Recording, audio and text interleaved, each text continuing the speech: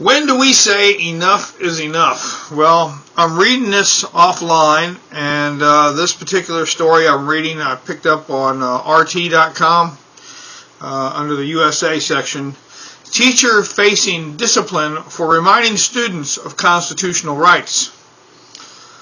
You know, I'm not one to get up on my soapbox a lot, dance around about political issues and stuff. I try and stay away from politics and religion, but an Illinois community is rallying around a teacher, which is good, for reportedly up against disciplinary actions for informing his students of their rights guaranteed by the Fifth Amendment before high schoolers answered a survey regarding their personal behavior. Mr. John Dryden, Dryden, I hope I pronounced that right, excuse me if I didn't, a social studies teacher from Batavia High School, not far from Chicago, Illinois, told the Kane County Chronicle he was docked a day's pay for reminding his students they have the right to not incriminate themselves before administering a drug screening survey to the class. The extent contained in the survey was not disclosed, but Dryden said each form was printed with a student's name and the questions relating to the drug use, alcohol consumption, and emotional tendencies. This is given out in a school. Okay?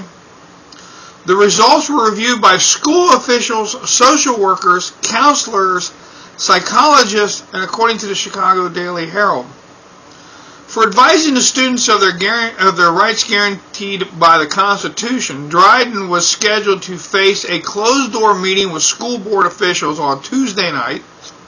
He was charged with vague count of unprofessional conduct and could be disciplined with letter of remedy that would remain on his 20-year employment record along with docked pay for that day. Dryden said it was dumb luck that he examined the content of the survey before handing them out. He said that if he had been notified about the questions, he would have consulted a school administrator over the issue. So he didn't know about these things either. They gave them to him and told him, here, hand these out to your students, have them fill them out. Somebody needs to remind them that they have the ability not to incriminate themselves, Dryden says, and I made a judgment call. There was no time to ask anyone. School Superintendent Jack Brasinger, I'm sorry if I say that wrong, Barsinger, Brasinger, told the Daily Herald the survey meant to be determined which students were emotionally unstable and considering self-harm. We can't help them if we aren't aware of their needs, is what he said. I thought that's what guidance counselors and counselors were for. Every once in a while they bring a student in and ask him, how you doing? You know, your grades might be slipping a little. Are you having some problems at home? Is everything all right? Your teachers are a little concerned about you.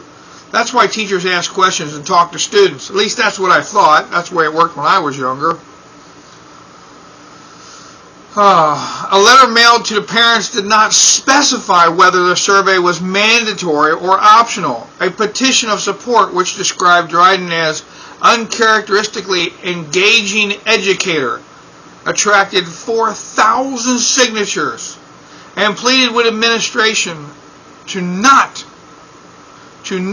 discipline the man. 4,000 people say he's doing the right thing. Well, I'll make that 4,001.